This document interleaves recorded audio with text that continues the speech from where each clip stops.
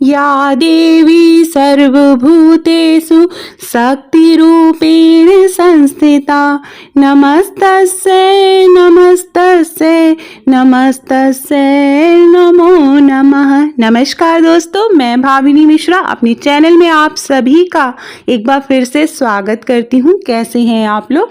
आशा करती हूँ आप सब स्वस्थ और सुरक्षित होंगे। सर्वप्रथम आप सभी को नवरात्रि पर्व की बहुत बहुत शुभकामनाएं। ये नवरात्रि हम सब के जीवन में ढेर सारी खुशियां, सुख, समृद्धि और ऐश्वर्य लेकर आए। इस वीडियो में मैं आपसे शेयर कर रही हूँ नवरात्रि पूजा की सरल पूजा विधि और संपूर्ण पूजन सामग्री। कलश स्थापना कैसे करते हैं, बहुत ही सरल तरीके से जौ कैसे उगाते हैं, तो बहुत ही सरल तरीके से पूजा विधि मैं दिखाऊंगी। आपके पास सामान न हो, कम सामान में भी आप आसानी से पूजा कर सकते हैं। तो सबसे पहले हमें ये दुर्गा माँ की फोटो प्रतिमा चाहिए, आपके घर में रखी हुई हो। कलश चाहिए इस तरह से, आप चाहे तो जो है पीतल का कलश भी ले सकते हैं। मिट्टी चाहिए बालू से मिली हुई, नारियल चाहिए, जौ चाहिए, जौ लगाने के लिए ज्वारे जिसको बोलते हैं।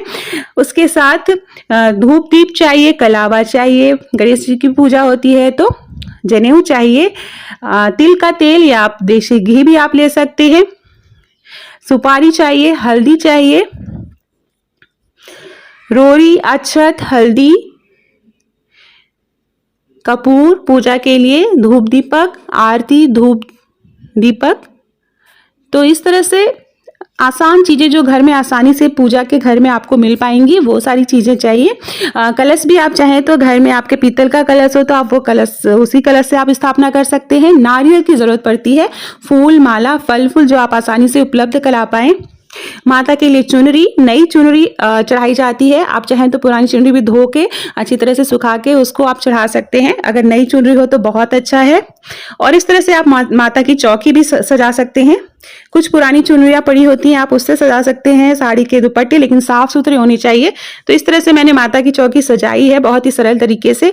एक चौकी ली है, उसके ऊपर लाल रंग का वस्त्र बिछाया है। माँ के लिए लाल रंग का जो रंग है वो बहुत ज़्यादा महत्वपूर्ण होता है, तो लाल रंग की चुनरी और लाल रंग की चौकी पे वस्त्र बिछाया जाता है। सबसे पहले आचमनी करेंगे, गंगा जल से स्थान को पवित्र करेंगे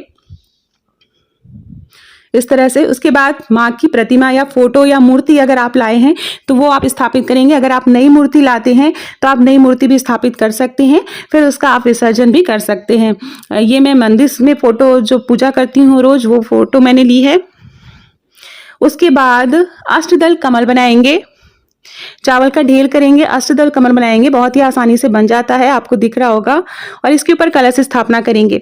बहुत से लोग ज्वारे लगा के ज्वारे के ऊपर कलश का स्थापना करते हैं, आप चाहें तो ज्वारे को अलग भी आप स्थापित कर सकते हैं। ज्वारे को भगवान ब्रह्मा का स्वरूप माना जाता है, तो इसलिए ज्वारे जो है नवरात्रि में जरूर लगाए जाते हैं। ऐसा माना जाता है कि सभी देवी देवताओं की पूजा हो जाती है। तो इस तरह से कलश की स्थापना करेंगे। कलश में जल भरेंगे, जल में आप रोरी, अक्षत डालेंगे, हल्दी डालेंगे, फूल डालेंगे, आप चाहें तो 1 रुपए का सिक्का डालेंगे। ऐसा करने से घर में धन धान्य की कभी भी कमी नहीं होती है। उसके ऊपर कटोरी से के ऊपर चावल भर के रखेंगे। ऐसा माना जाता है इसमें चावल भर के रखने से भी घर में कभी भी अन्न की कमी नहीं होती है। तो इस तरह से देखिए, आप देख सकते हैं मैंने बहुत ही सरल तरीके से एक चुनरी लगा दी है। उसके पर आम के पत्ते लगाएंगे।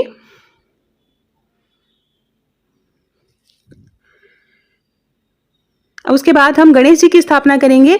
गणेश जी, आपके पास गणेश जी की छोटी मूर्ति हो तो आप वो भी रख सकते हैं पूजा में, नहीं है तो सुपारी के ऊपर कलावा लगा के गणेश जी का स्वरूप मान के हम उनकी पूजा करेंगे। तो थोड़ा सा चावल का आसन बनाएंगे, उसके ऊपर गणेश जी रखेंगे। और ये देखिए ज्वारे मैंने छोटे पात्र में लिया है। अगर आपको कलश ऊपर रखना है तो आप बड़ा पात्र ले सकते हैं मिट्टी का, और उसमें हमेशा याद रखिएगा बालू और मिट्टी आप साथ में मिला के रखेंगे तो ही ज्वारे बहुत अच्छे उगते हैं। और जो ज्वारे हैं वो एकदम उसमें कीड़े नहीं होने चाहिए, आप अच्छे से बीन लीजिएगा, साफ सुथरा कर दीजिएगा। और रात में अगर ज्वारे आप भिगो के रखेंगे तो सुबह जो है ज्वारे बहुत अच्छे, आपके बहुत जल्दी ज्वारे उगने लगते हैं। तो इस तरह से ज्वारे में हम पानी डालेंगे और ज्वारे को भी स्थापित कर दिया। सबसे पहले गणेश भगवान जी की पूजा करेंगे, हल्दी कुमकुम अक्षत लगाएंगे। माँ दुर्गा की पूजा करेंगे, हल्दी कुमकुम अक्षत लगाएंगे। कलश की पूजा करेंगे और ज्वारे की पूजा करेंगे।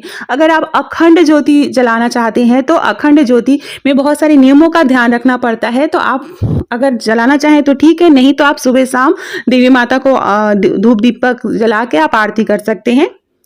अखंड ज्योति जलाना चाहते हैं तो उसकी भी विधि मैं आपको यहाँ वीडियो में दिखाऊंगी, तो ये ऑप्शनल है। आप अखंड ज्योति जलाना चाहते हैं तो आपको बहुत ध्यान देना रहता है, टाइम टाइम पे चेक करना रहता है। उसके बाद हम जो है कलश की पूजा करेंगे, कलश की हल्दी कुमकुम लगाएंगे। ज्वारे हैं, ज्वारे जो हमने उगने के लिए रखे हैं उनकी पूजा करेंगे। उसके ऊपर हम नारियल रखेंगे कलश के ऊपर।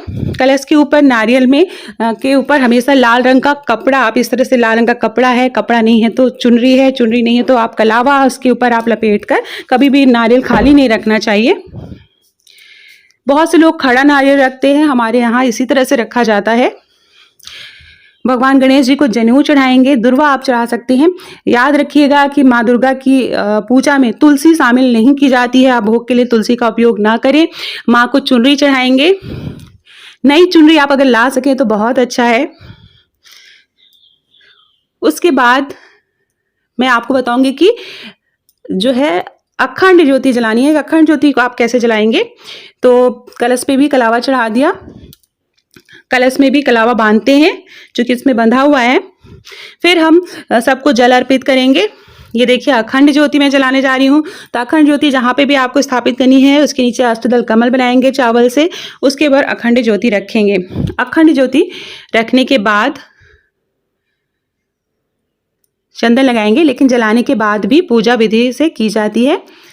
तो इस तरह से हम पूजा करेंगे। माँ को याद करते रहना है। पूजा में अगर घर के सभी लोग शामिल हो तो बहुत अच्छा है। फूल अर्पित करेंगे। माँ को गुड़हल का फूल बहुत पसंद है, लाल रंग का फूल, अगर गुड़हल मिल पाए तो आप ज़रूर अर्पित करें, या गुलाब लाल रंग का आप चढ़ा सकते हैं। इस मौसम में गुड़हल के फूल आते हैं। भगवान गणेश को पीले रंग का फूल चढ़ाएंगे। जहाँ पर ज्वारे आपने लगाए हैं वहाँ पे भी पूजा करेंगे, वहाँ पे भी फूल चढ़ाएंगे, कलश पे फूल चढ़ाएंगे। तो ये देखिए ये घर में रात रानी का फूल था तो उसको भी मैंने स्वस्तिक बना दिया, यहाँ पे पूजा में शामिल कर लिया।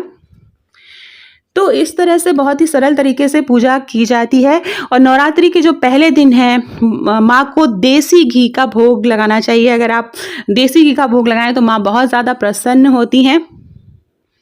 उसके अलावा आप जो भी आसानी से आप बना सकें माँ के लिए अपने हाथों से बनाकर भोग जरूर चढ़ाएं, फल फूल चढ़ाएं।